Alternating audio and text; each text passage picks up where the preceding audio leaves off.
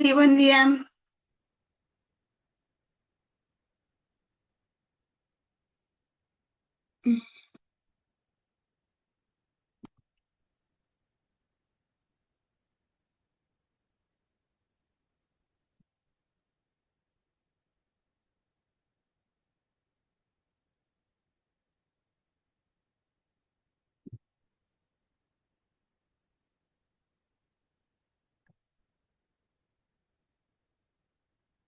No te escucho.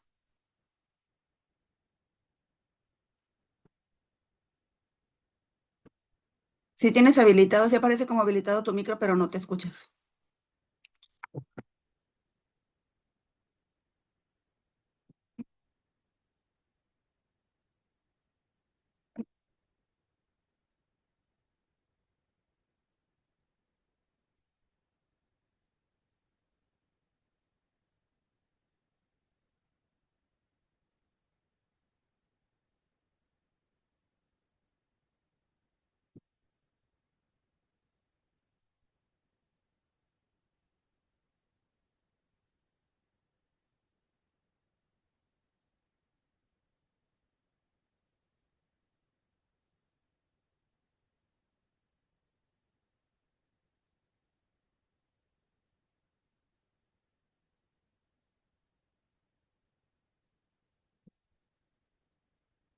Nada, no, todavía no.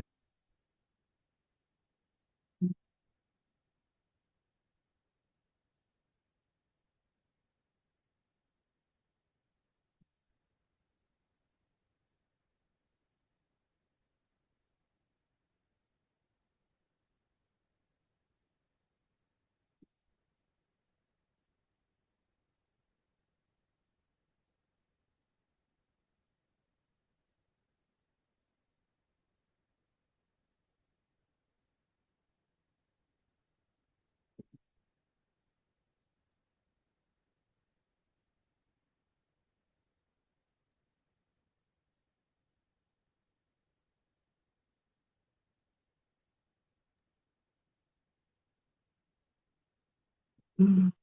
¿Te vas a poner audífonos? A ver si...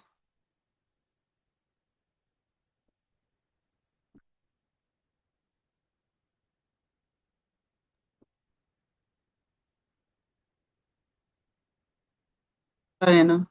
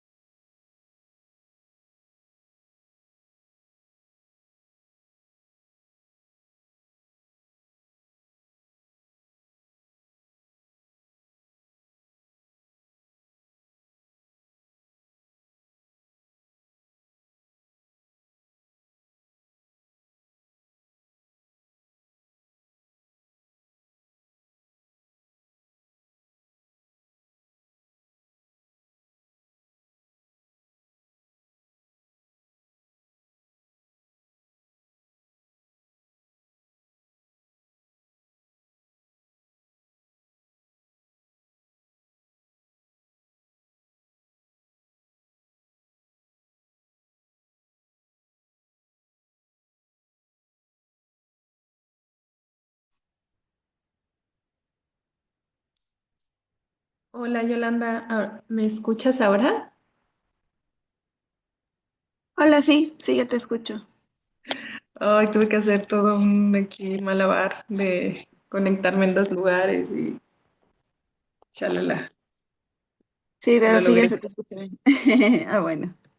Ok, perdón, gracias por tu paciencia.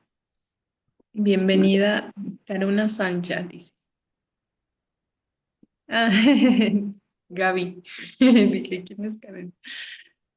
Ay, buenos días. Estábamos aquí batallando con problemas técnicos. Estoy duplicada en la aplicación porque en un lado quiero mostrar el libro y en el otro que nos podamos escuchar. Ay, bueno, bonita mañana. ¿Cómo vienen hoy? ¿Qué les gustaría compartir? Invité a una amiguita que está embarazada y ya se había puesto a leer y me había dicho que sí, pero ella no me contestó. No sé si sí se va a conectar. A lo mejor se le durmió el gallo. Por lo mismo del Mm, embarazo, ya está a claro. punto. Ya está en sus últimas semanas, entonces anda con mucho cansancio. ¿Y cómo vienes, Yolanda? Vengo contenta, vengo entusiasmada. Fui a la playa y nadé temprano, así que traigo un poquito de energía.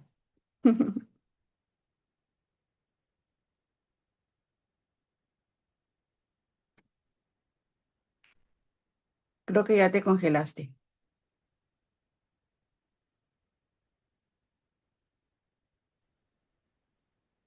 Mm, Ya estás, ya regresaste.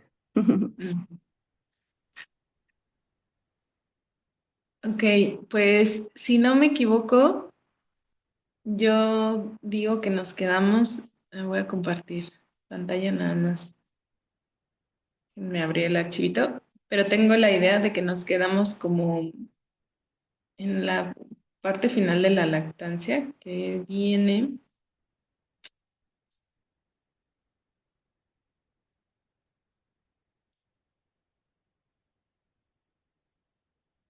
mm,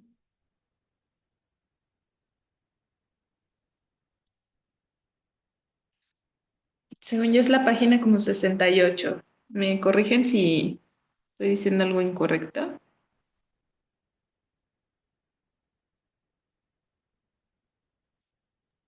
Yo no entré la pasada, así que no sé dónde nos quedamos.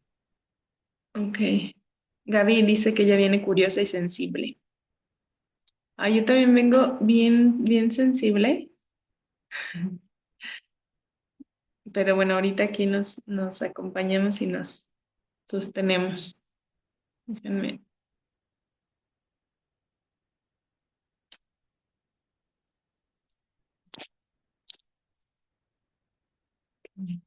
mm,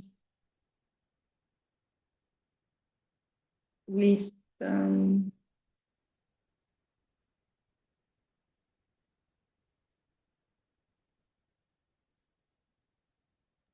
¿Qué página estamos? Creo que es la 68, los bebés que duermen mucho. Ok, ¿Te gustaría comenzar la lectura desde ahí? sí, yo comienzo.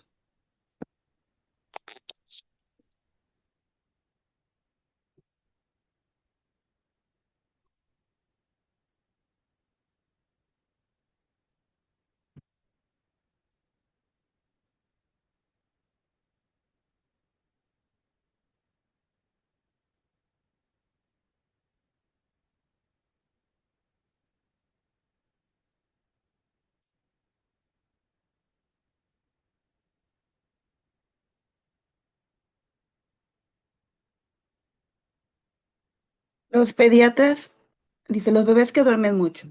Los pediatras recomiendan despertar al bebé cada 3 horas. Lo que sucede en estos casos es que si el bebé está muy dormido, apenas succiona el pecho y se vuelve a dormir.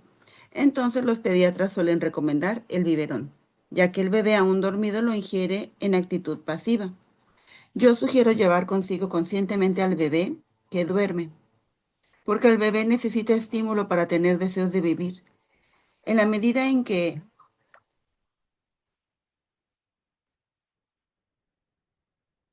con la mamá, en movimiento, va a despertarse más y por lo tanto va a reclamar más alimento. Un bebé que duerme demasiado no es buenísimo. Puede ser un bebé deprimido. Puede también estar manifestando una depresión de la madre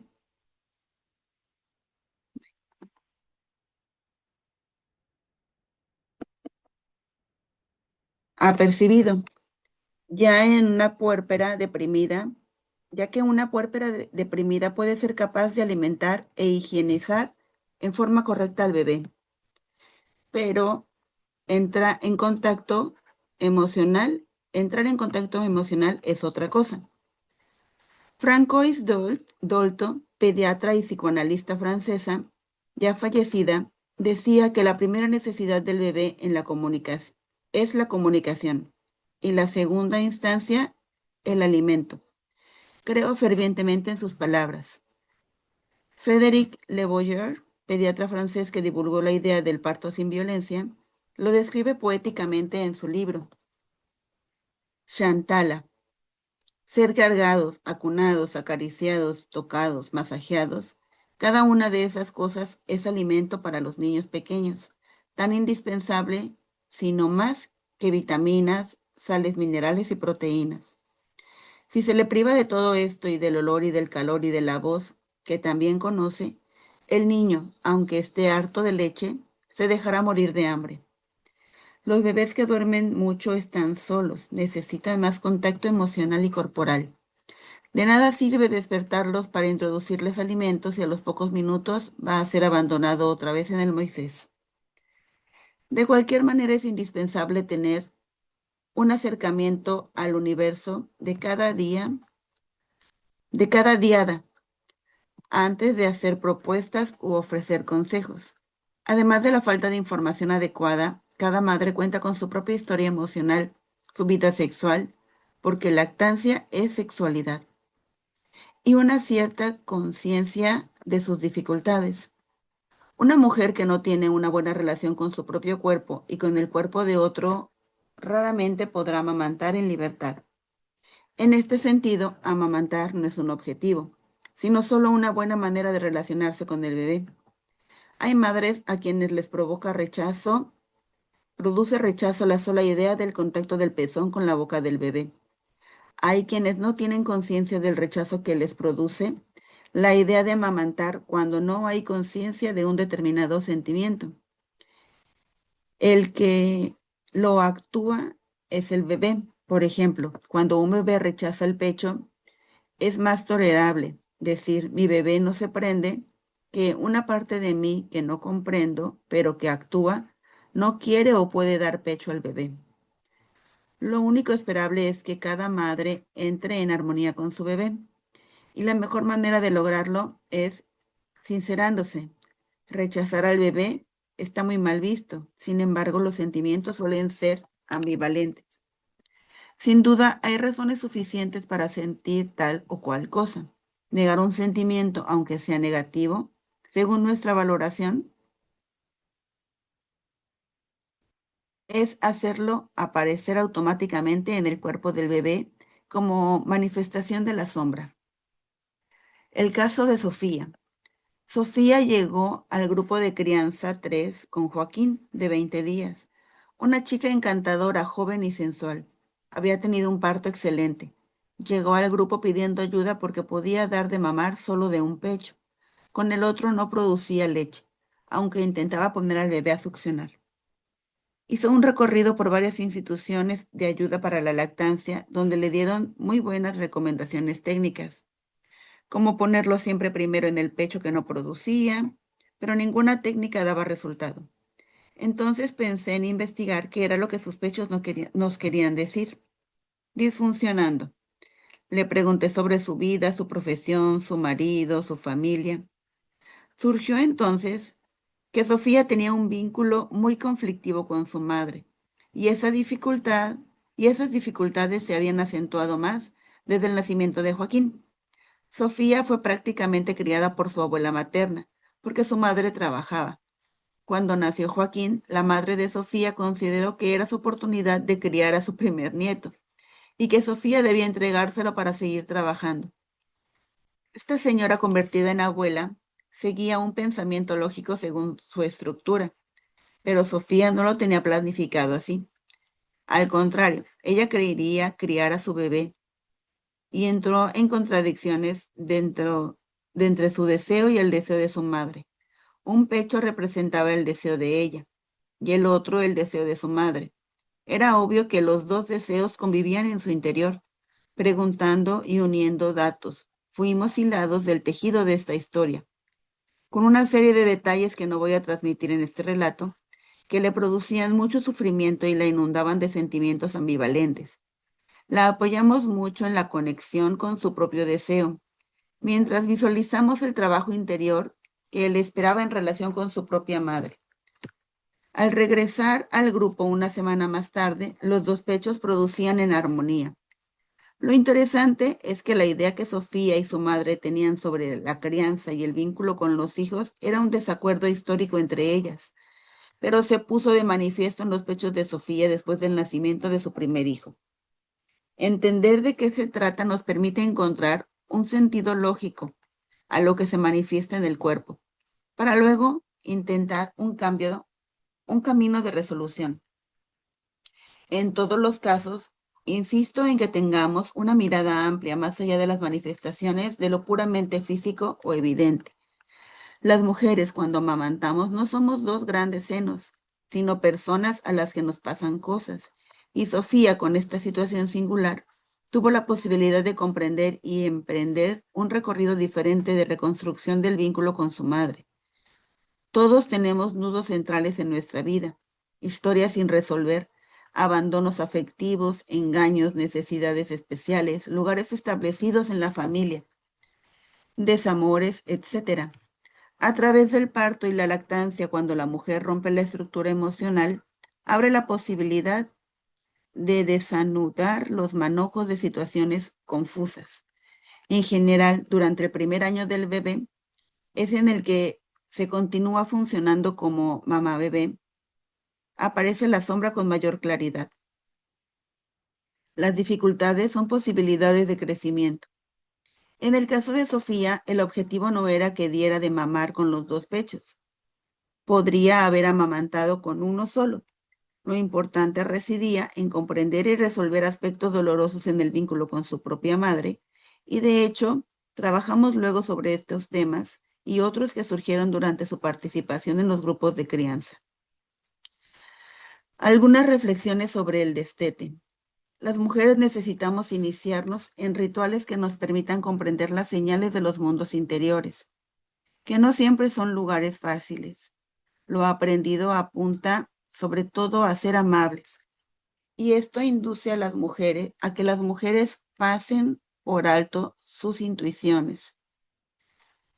Esta desconexión con las profundidades del alma generan sentimientos, y el sometimiento emocional nos conduce a peligros reales, como la falta de cuidado hacia nosotras mismas y hacia nuestros hijos. Imaginemos a una mamá loba enseñando a sus crías a ser amables en presencia de su depredador. Los lobitos pueden morir si pecan de ingenuidad.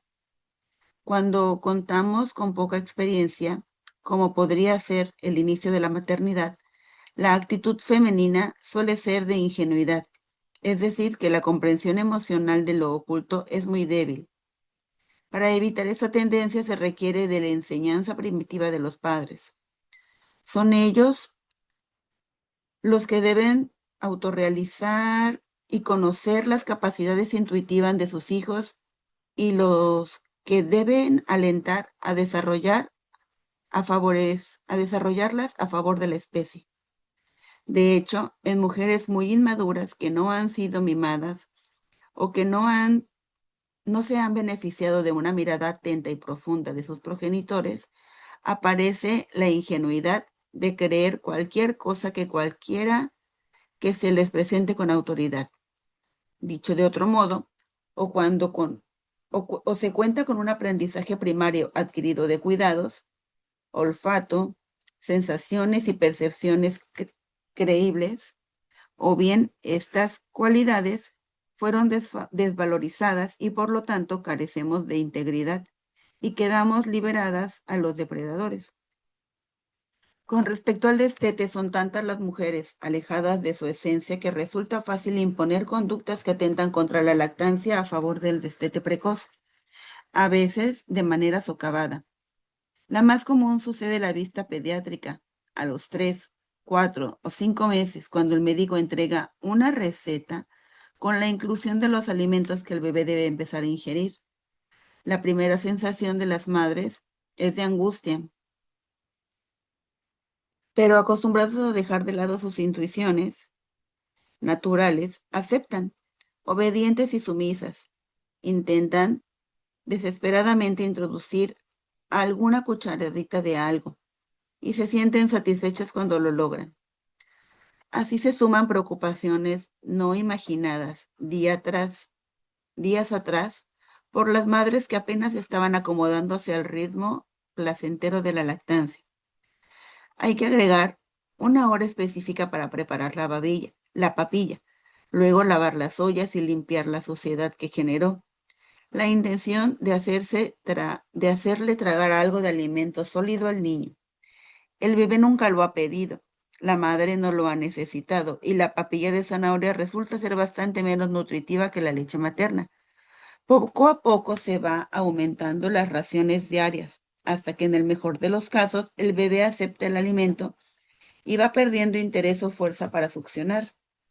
Un mes más tarde, en algunas ocasiones, la mamá pierde por completo la producción de leche y el niño queda destetado muy tempranamente sin necesidad, cuando la madre tenía disponibilidad para darle de mamar y tiempo suficiente para ocuparse de él.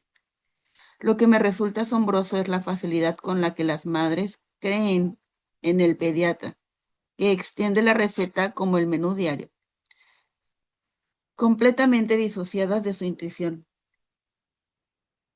y de la relación íntima con códigos específicos que lograron establecer con el niño.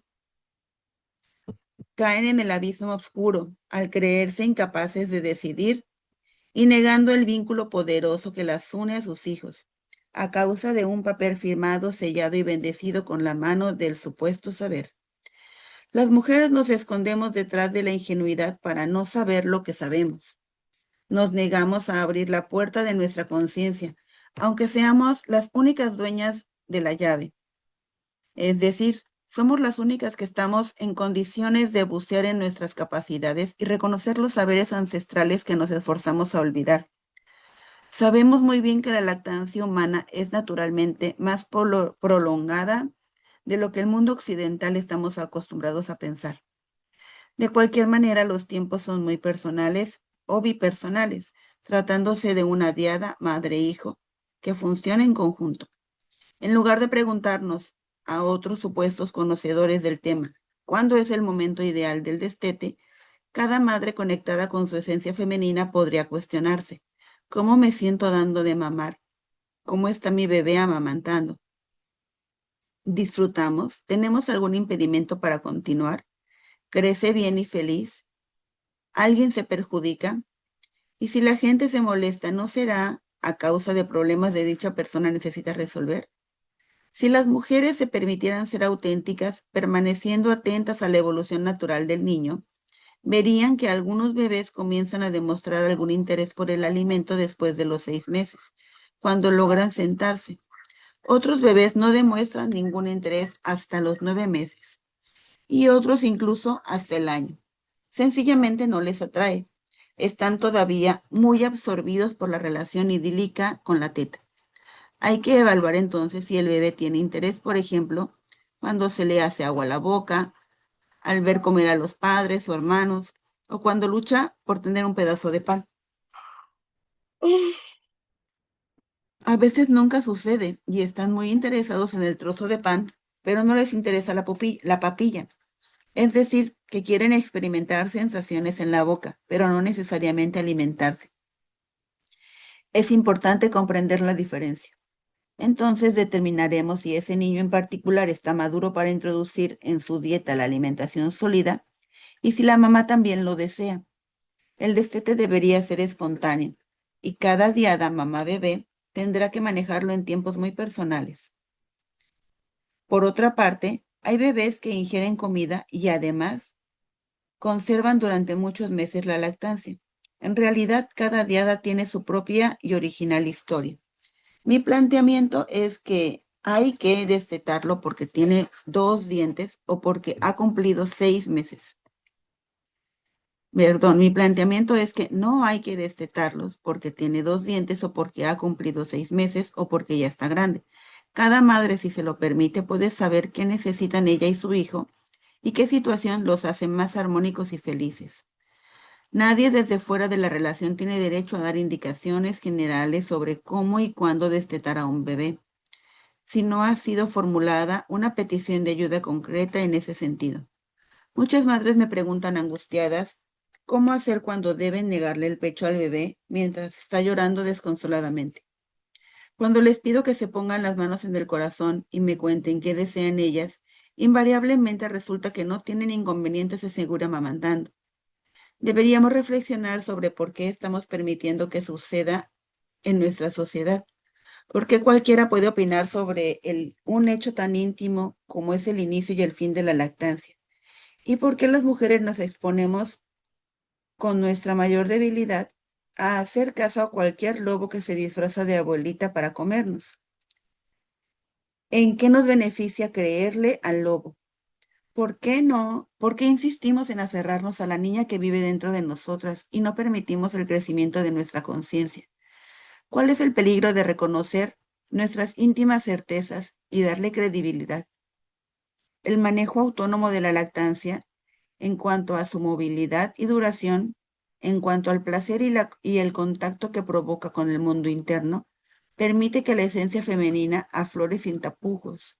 También es necesario fortalecer el intercambio entre mujeres para constatar que de esta manera la abundancia de amor, entrega y perfección se asoman en cada gota de leche. ¿Alguien sigue? Pues, pues sigo. Valeria quiere destetar a su hija. Valeria pidió una constancia para destetar a su hija Juliana, de 1 año y medio, que parecía cada día más aferrada al pecho. La madre necesitaba tomar un medicamento que requería el destete. Como de costumbre, comencé por preguntarle algunos detalles de su biografía. Así supe que el padre de Valeria abusó de ella durante su infancia, que su madre no se daba cuenta, ya que trabajaba todo el día porque el padre había caído en una profunda depresión y que apenas pasó su adolescencia, Valeria fue la sostenedora económica del hogar. A los 28 años, cuando formó pareja, lo hizo con un hombre del que se enamoró locamente y ambos quisieron concebir muy pronto un niño. El embarazo llegó de inmediato. Valeria, muy eficaz, una eficaz contable muy trabajadora y acostumbrada a hacerse cargo de todo, llegó al parto dándose cuenta de que Ignacio, su pareja, no era capaz de sostenerle en ningún ámbito. No poseía trabajo ni casa. Tenía una hija en un matrimonio anterior de la que tampoco se hacía cargo. Nació Juliana. La vivencia del parto fue espectacular. Valeria decidió vivir sola con su bebé, ya que Ignacio se convertiría en una carga más para ella. Sin embargo, para que Juliana desarrollara una relación afectiva con su padre, Ignacio iba a comer y a dormir 2 veces por semana. Valeria lo amaba, pero tenía que hacerse cargo de todo, ya que Ignacio no tenía dinero ni para comprar pañales desechables. Le comenté a Valeria que me impresionaba la soledad y la omnipotencia con la que se manejaba. Para criar a un hijo, se necesita que alguien cuide nuestras espaldas, que alguien nos sostenga emocionalmente, ya que el peso de la crianza es de un niño pequeño requiere toda nuestra energía y fortaleza espiritual. Ella necesitaba que alguien, Ignacio o quien fuere, se colocara en el lugar de madre hacia Valeria para que ella encontrara reposo. De lo contrario, era Juliana quien estaba cuidando de su madre, succionando sin descanso el pecho materno como diciéndole, aquí estoy, yo no te abandono. Ay, qué fuerte.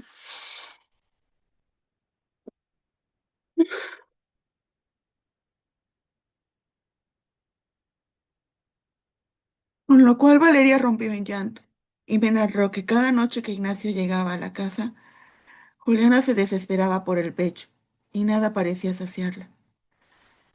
Pensé que esa era la dimensión de su desamparo y que Juliana mamá absorbía con exasperación fusionada en la orfandad de su madre. Pero yo quiero a Ignacio, respondía Valeria. Magnífico, que sea tu novio, tu amante o tu marido. Pero eso no significa que tú tengas que sostener además la hipotética relación con tu hija. Él tiene que poder convertirse en un amante, en alguien que se interesa por ti, que te facilita la vida, que te acompaña y te ayuda. Si solo viene a comer tu comida y a jugar con la hija de ambos en la casa que mantienes sola, se perpetúa esta desesperación de Juliana por no abandonarte, ya que te siente terriblemente sola y desamparada. No hay forma de forzar un destete. Es el recurso que le queda para sentir que te cuida. Necesitas que alguien te cuide, Valeria, le repetí varias veces, mientras Valeria lloraba diciendo que le gustaría que su madre la protegiera. Me pareció que siempre es tiempo de intentar nuevos acuerdos, y le sugerí que hablara con su madre real sobre sus dificultades e imposibilidades. Ahora que ella se había convertido en mamá y que no podía continuar ejerciendo de Superwoman. Para imaginar nuevas conversaciones con la madre era imprescindible retomar la verdadera historia familiar. Le pregunté a Valeria si la realidad de los abusos sexuales del padre había sido velada. Valeria me miró con los ojos desorbitados. Le parecía impensable. Claro, ¿cómo iba a ser posible pedirle ayuda concreta a la madre si durante su infancia Valeria ni siquiera quiso molestarla y se dedicó a protegerla para que no se enterara de la brutal realidad abusiva del padre? Valeria siempre cuidó, la resguardó, la preservó de la violencia, exponiéndose ella misma con su cuerpo de niña. Era hora de pedir ayuda. Ay, ya no puedo seguir. De cuidarse a sí misma. Por ahora solo Juliana, con año y medio, succionando Quería- con desesperación. ¿Quieres que Mm. pausemos un momento y mejor? Ay, ya voy a eh, terminar. ok. Ay, mostraba a su mamá la dimensión de su angustia, que brotaba desde la sombra con insultada franqueza. Había mucho para resolver antes de destetar brutalmente al bebé. Con frecuencia las cosas no son lo que parecen. Juliana, como la mayoría de los bebés, se iba a destetar espontáneamente cuando constatara que su mamá contaba con ayuda amorosa de alguien dispuesto a amarla. ¡Oh, qué fuerte!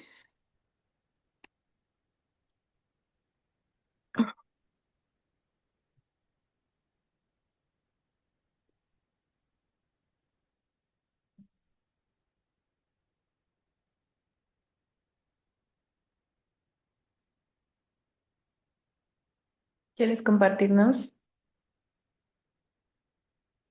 Ay, una desde que empezó el respiración? tema del destete, a mí me vino una bomba a mi cabeza, porque mi destete fue por una cirugía de vesícula, pero Fernanda ya tenía 3 años, 3 años, 3 meses. Y pues platiqué con ella, le expliqué que tenía que estar en el hospital unos días, que iba a tener que quedarse con la abuela, y hasta ahí todo bien, pero pues su única forma de dormir era el pecho, ¿no? En ocasiones anteriores habíamos intentado que durmiera con mi mamá y se iba un par de horas, pero en la madrugada me hablaban porque despertaba y ya no había forma de consolarla y pues tenía yo que ir a amamantarla. Entonces, pues fueron 2 semanas de planeación, de pláticas, de preparación para esos días, ¿no? Y ya como que iba más mentalizada y sí, dicen que sí durmió y sí lo logró. Obviamente, de por sí Fernanda siempre el conciliar el sueño ha sido un tema por su cerebro que no para y pues la teta era su única forma. Pero sí, esos días estuvo tranquila, estuvo con mi mamá, pero pues en cuanto regresé a casa, a ella le urgía su pecho. Y pues yo con toda la panza rajada, bueno, fue laparoscópica, pero mis cicatrices son queloides, tardo mucho en cicatrizar. Y pues yo le decía, sí puedes tomar, pero de ladito, ¿no? Tienes que apoyarte a un lado, no me puedes aplastar la panza. Y ella estaba acostumbradísima a dormir totalmente montada en mí, ¿no? Entonces no se acomodó, por más que quiso de ladito y tomar leche, nunca se acomodó. Y se chocó y ya me mandó a volar. Me dijo, no, mamá, ya no puedo, así ya no me gusta la lechita. Y ya había dormido algunas noches sin pecho y pues ya pudo empezar a dormir y así fue como se destetó. 3 años, 3 meses, 3 días. Pero ahorita que empezamos con el tema y de cómo afecta muchas veces la lactancia en la sexualidad, yo, un par de años después de que me quitaron la cirugía, de que me quitaron la vesícula, fui a un ultrasonido por otro tema.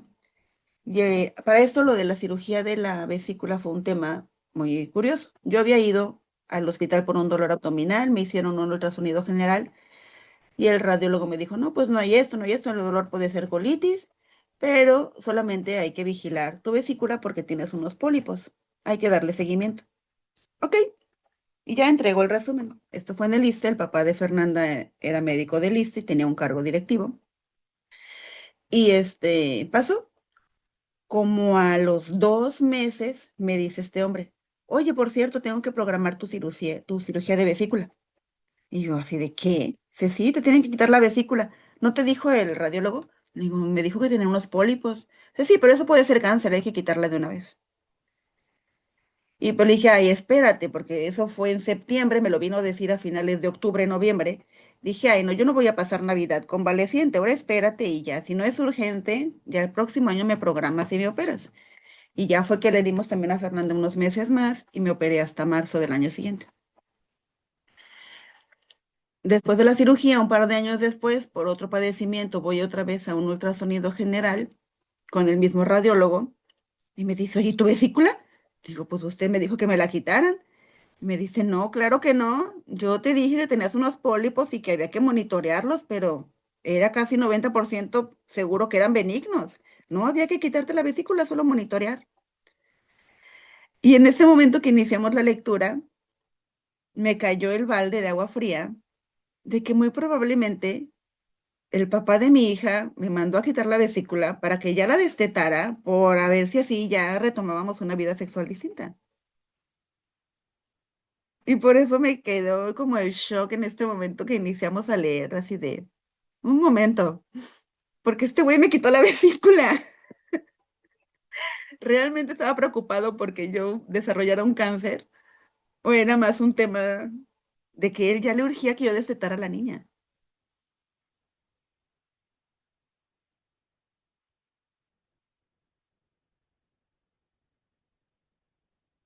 Ay, Yolanda, te abrazo un montón.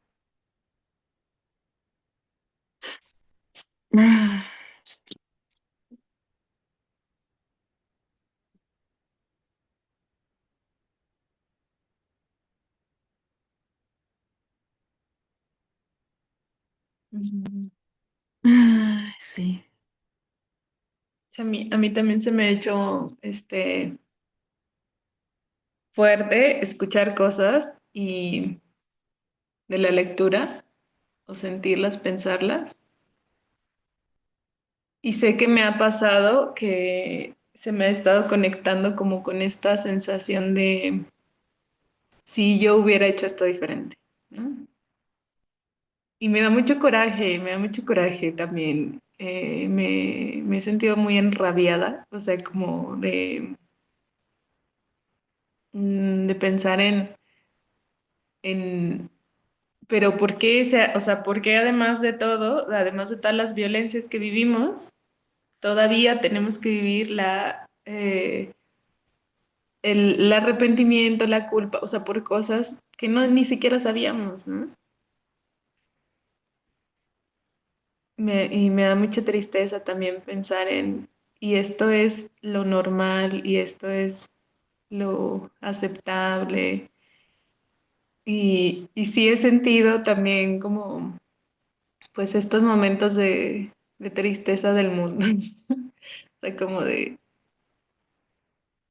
sí, sí me ha dado ese. ese bajón de repente.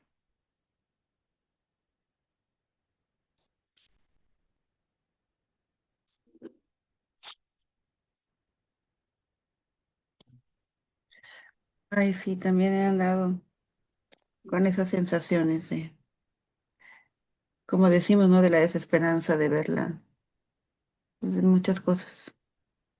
Pero pues ahí vamos, un día a la vez. Sí, sí, que me gustaría como preguntar, o sea, preguntar como también qué nos ha servido. Yo hace poco tuve una conversación con mi hija por unos, o sea, porque vamos descubriendo como ahora que bueno, tengo una hija adolescente y entonces vas descubriendo como las otras violencias del patriarcales que existen. eh, Ahora como en este lado de ser mamá de una hija adolescente, porque yo viví unas siendo pues niña, joven y demás, ¿no? Convirtiéndome en madre, pero ahora desde este lugar de mamá viendo a una persona crecer. Y, y en algún momento que ella se sentía mal como por decir, es que cómo permití tal cosa. Y ya estábamos como entrando a hundirnos en ese lugar en el que en el que nos sentíamos como, sí, ¿cómo es posible que permitimos? Y así. Y después hicimos una pausa y como de, a ver, espérate. O sea, le decía yo, algo que tenemos que entender es que esto es la norma. O sea, esto es lo normal. O sea, este tipo de cosas, estas violencias, mm, en sus diferentes grados y niveles nos pasan a todas, ¿no?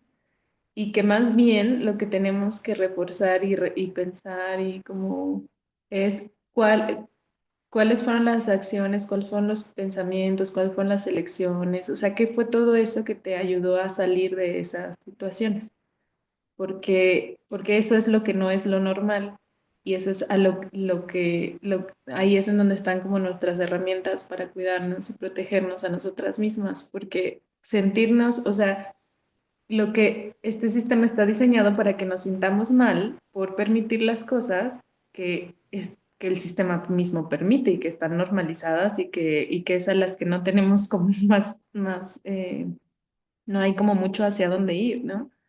Pero a mí lo que me parece valioso es como, y todas estas mujeres que en algún momento decidimos hacer lo diferente, algo tuvo que pasar ahí, o sea, que nos llevó a otro lugar.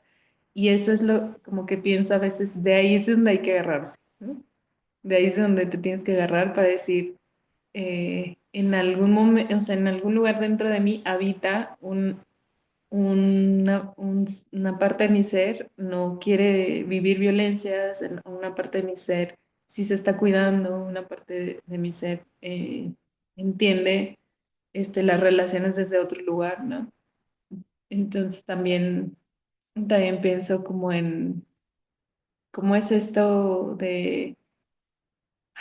o sea, l- yo cuando, me acuerdo que como les decía la vez pasada que nació mi hija prematura y pues casi dejé de producir leche porque ella estuvo 15 días en el hospital y no mamaba. Pero hasta apenas hace poco me cayó el 20, o sea, de que en realidad siempre estuve produciendo algo porque ella se pegó a mi pecho hasta los 3 años y medio, que yo un día ya me dolía mucho y platiqué con ella y le dije, oye, esto me está doliendo mucho, me gustaría que pudiéramos hacerlo cada vez menos. Y entonces me acuerdo que después como que pasó que solo era en la noche, como a los 3 años empezó a hacer solo o sea que ella me decía, solo para dormir. Y yo, ok. Y entonces nos quedábamos juntas así para dormir. Y ya después fue como también en algún momento le dije, ya necesito que ya ni para dormir porque ya esto ya no es, no es gozoso nada, ¿no? Y él lo aceptó, pero fue como súper ligero. Y, Y como que esto, o sea, pensaba yo en que lo platicamos, o sea, en una personita chiquita así, o sea, ella y yo lo platicamos, ¿no? Ella me entendía que me dolía y me entendía que ella me podía cuidar y entonces dejó de hacerlo.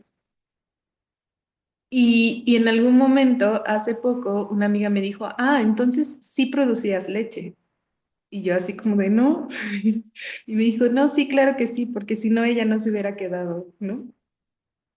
Y es como un estímulo, o sea, dijo, a lo mejor no era una cantidad así como sorprendente de leche, a lo mejor era un chorrito, pero ella lo estaba generando. Y yo fui como, oh, wow, no había pensado en eso nunca, ¿no? Y si alguien me hubiera dicho, oye, si estás produciendo, aunque sea unas gotitas, a lo mejor hubiera permitido que pasara más porque esta la estaba nutriendo, pero bueno, no lo supe. Y ya después pensándolo era como, ah. Sí, claro que sí. Y sí siento que que a mí sí me daba una calma, como pegármela y sentir como, ok, no te puedo alimentar todo lo que necesitas, pero aquí estoy, ¿no? Y sí me daba esta sensación de, pues como satisfacción, ¿no? De saber que yo estaba ahí para ella. Ya terminé. Qué lindo que también el de este te fue comprensivo. Para Fer fue un poco fuerte porque igual la de dormir y la de despertar fueron las eternas, pero era muy complicado para mí porque la de dormir era estar pegada toda la noche. Dormía sobre mí, digo, me montaba, dormía sobre mí y luego era que estaba aquí todo el tiempo en mi cuello, se volteaba y quedaba aquí, si la quitaba y se despertaba y otra vez se pegaba. Y yo ya no descansaba nada, entonces hablé con ella y no, pues la tetita tiene que dormir también, ¿no? Entonces vas a tomar, pero lo que dure la canción, y terminando la canción ya te haces a un lado y dormimos y nos abrazamos. Y de ahí ya dejas descansar a la tetita toda la noche. Y ya cuando salga el sol, ya la puedes despertar. Y fue complicadísimo para ella, porque tenía muchos despertares nocturnos.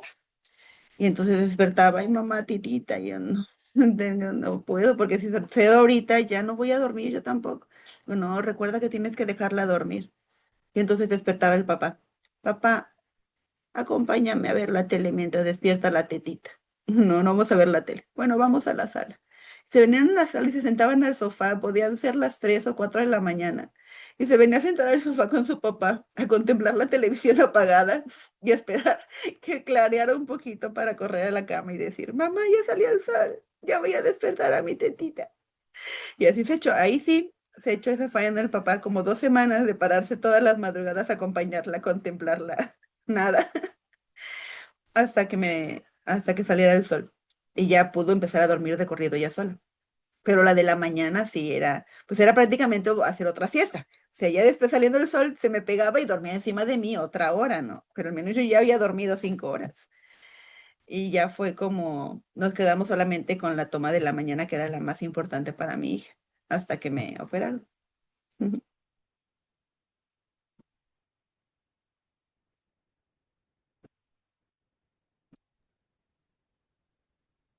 Y les gustaría que continuemos como la otra parte. Son las 11:27. Yo ya me tengo que ir, porque Ok, hoy mi hija sale temprano. ok. Pues podríamos, ¿cómo se sienten si hasta aquí quedamos? Al final Sí, empieza otro capítulo y ya podemos avisar. ¿Tú estás bien con eso, Gaby? Sí, vale. Ay, pues muchas gracias. Gracias por compartirse. Gracias por traer su sensibilidad a este espacio. Nos vemos la próxima semana. abrazos, nos vemos, gracias. Bye bye.